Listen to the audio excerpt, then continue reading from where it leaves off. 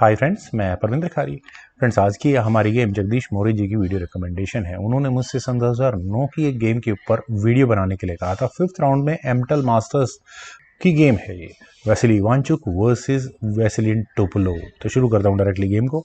इवांचुक ने E4 के साथ खेला, C5 सिसिलियन यहाँ खेला टोपोलोव ने। देन हुआ knight F3, D6, D4, C takes D4, knight x D4, knight F6, then knight C3 square पर A6, bishop G5, E6, then F4। यहाँ व्हाइट का मूव आया, बिशप E7, क्वीन गई F3 स्क्वायर पर, देन क्वीन C7 और इसके बाद यहाँ वेस्ली इवांचुक ने कैसल किया towards long side. Knight at B goes to D7, then bishop आया D3 स्क्वायर पर H6 और यहाँ इस बिशप पर अटैक है। लेकिन यहाँ इवांचुक ने अलग ही इलाज निकाला इस प्रॉब्लम का। उन्होंने अपनी क्वीन को H3 स्क्वायर पर ले जाकर इस H6 पॉन को ही पिन कर दिया है, अदरवाइज चेकमेट जैसा कुछ लगभग हो ही जाएगा। नाइट C6, यहाँ पहले ब्लैक का मूव आया और इरादा क्या है, शायद इस E6 स्क्वायर पर कोई भी पोटेंशियल सेक्रीफाइस हो सकता था, उससे बचने का। रुक eight H goes to E1, यहाँ व्हाइट ने किया, देन रुक G8, ब्लैक का मूव आया और एटलीस्ट ये जो पॉन पिन है उससे प्रॉब्लम को सॉर्ट आउट किया। बिशप H4 लेना ही पड़ेगा, देन G5, दोबारा बिशप पर अटैक हुआ, E5, यहाँ व्हाइट ने इस नाइट पर अटैक बनाया तो E टेक्स D5 और यहाँ पर इवांचुक ने किया F टेक्स G5 और अब मेटेरियल एक्सचेंज में कॉम्प्लिकेशंस काफी ज्यादा हैं। ब्लैक अगर यहाँ E टेक्स D4 नाइट के लिए जाता है तो यहाँ पर पहले खेला जाएगा G टेक्स F6 और यहाँ इस बिशप पर अटैक होगा, नाइट पर भी अटैक होगा, लेकिन प्रॉब्लम होगी इस रुक की वजह से। तो ब्लैक यहाँ अपने बिशप को D6 स्क्वायर पर ले सकता है, व्हाइट फिर अपने नाइट को बचा सकता है और यहाँ इस ई पॉन के पिन होने का फायदा उठाया जा सकता है। क्वीन पर भी अटैक बनेगा, मतलब व्हाइट के पास एक अच्छा खासा यहाँ से एडवांटेज होगा अगर मेटेरियल एक्सचेंज के लिए ब्लैक यहाँ जाता है तो दूसरी अच्छी ऑप्शन क्या है, knight H5 is chess engine recommendation, ये ज़्यादा बेटर होता। लेकिन यहाँ खेला गया H टेक्स G5, बिशप पर अटैक बना, बिशप गया G3 स्क्वायर पर और यहाँ इस E5 पॉन को ही पिन कर दिया है। Knight at C goes to D7, यहाँ पहले ब्लैक ने किया और पॉन पर कह सकता हूँ थोड़ी देर के लिए डिफेंस भी है। देन नाइट टेक्स C5 और यहाँ पर नाइट सेक्रीफाइस आया है।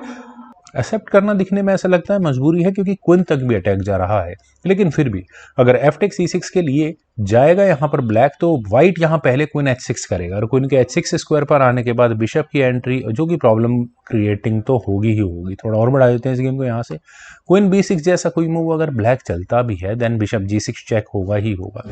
किंग को D8 स्क्वायर पर जाना होगा, देन उसके बाद रुक टेक्स C5 और यहाँ दोनों रुक्स इतनी डेंजरस पोजिशन पर आ चुके होंगे जो मुझे नहीं लगता कि ब्लैक के लिए फेवरेबल कंडीशन रहने वाली है। तो नाइट फिलहाल कुछ देर के लिए तो यहाँ पर सेफ है।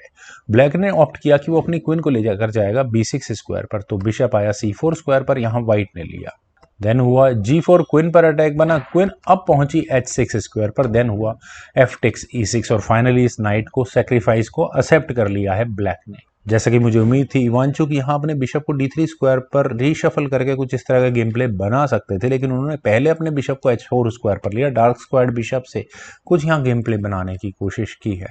बिशप F8, क्वीन पर अटैक बना, क्वीन पहुंची D2 स्क्वायर पर, देन हुआ queen C6, bishop D3, finally चलिए बिशप आया है, लेकिन क्या अब कोई फायदा होने वाला है इस बिशप की वजह से? लगता तो नहीं है। B5, यहाँ ब्लैक का मूव आया।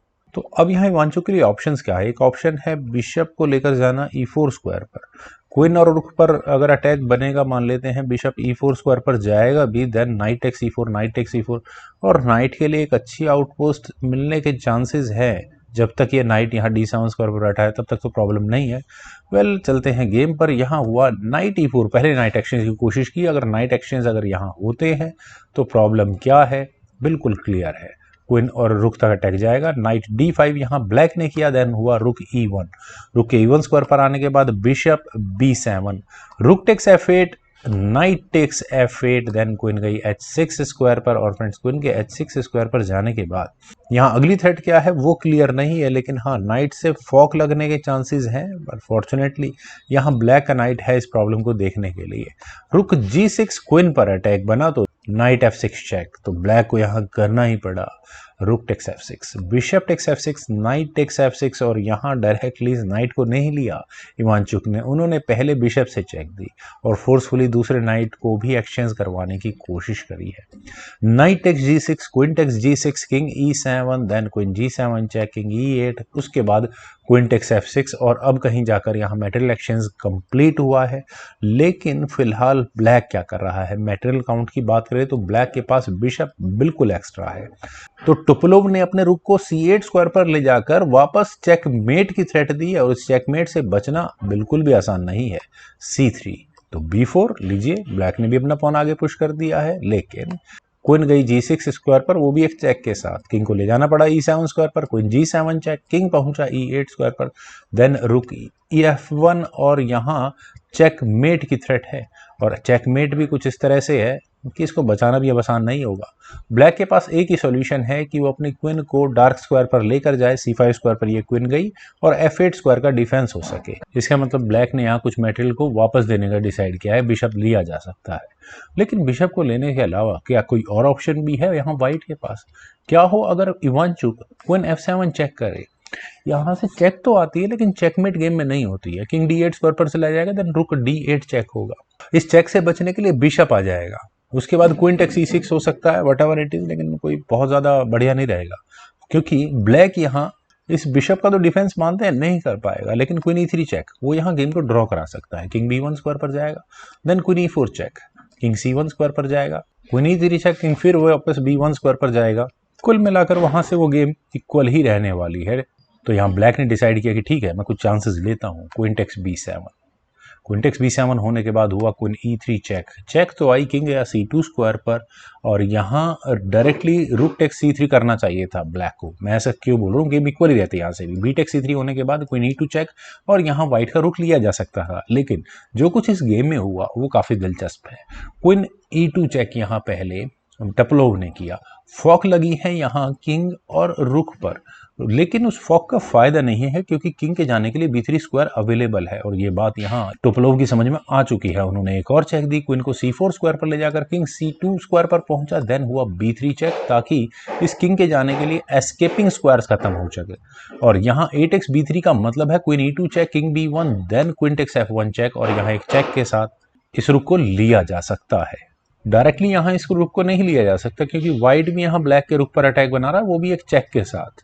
तो व्हाइट ने यहाँ अपने किंग को लिया d2 स्क्वायर पर, रुक d8 चेक, किंग आया e1 स्क्वायर पर, अपने रुक पर भी डिफेंस हो गया है, लेकिन रुक d1 चेक। यहाँ पर ब्लैक को मटेरियल एक्सचेंज करना ही है, king takes d1, queen takes f1 check और यहाँ टोपलोव चेक देने के मामले में थोड़ा आगे आ चुके हैं।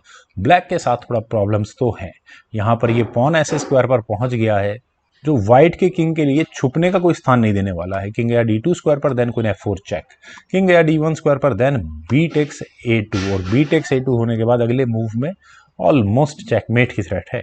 लेकिन यहाँ चेक देने की बारी पहले इवांचुक की है, उन्होंने चेक दिया क्वीन c8 चेक और चेक देने के साथ साथ यहाँ इस पॉन को भी लिया जा सकता है और प्रमोटिंग पॉन पर भी अटैक बनेगा। किंग गया f1 स्क्वायर पर, then queen d7 check, king गया f6 स्क्वायर पर, क्वीन d8 चेक, किंग गया f5 स्क्वायर पर, क्वीन f8 चेक और किंग जब e4 स्क्वायर पर पहुंचा तो हुआ क्वीन a8 चेक, किंग गया यहाँ से d3 स्क्वायर पर, देन हुआ क्वीन टेक्स a6 और फिलहाल ब्लैक अपने इस पॉन को प्रमोट नहीं कर पाएगा। अब प्रॉब्लम है कि यहाँ पर एक चेक भी है, लेकिन टोपलोव की क्वीन सही स्क्वायर पर रखी है, क्वीन गई c4 स्क्वायर पर, चेक भी बची और अपने पॉन पर भी डिफेंस कर लिया है। क्वीन गई a7 स्क्वायर पर और अगले मूव में चेक कहाँ से आती है, ओके, लेकिन g3। और फ्रेंड्स g3 का मतलब बड़ा डेंजरस है, यहाँ पर अगर h टेक्स g3 के लिए वाइट गया तो क्वीन g4 चेक होगा और चेकमेट होने में क्या देर लगनी है, किंग को c1 स्क्वायर पर जाना होगा, क्वीन g5, क्वीन e3 बीच में करना ही पड़ेगा, queen takes c3, king d1 square पर जाएगा, then a1 equals promoted to queen और यहाँ दो तरीकों से चेकमेट हो सकती है।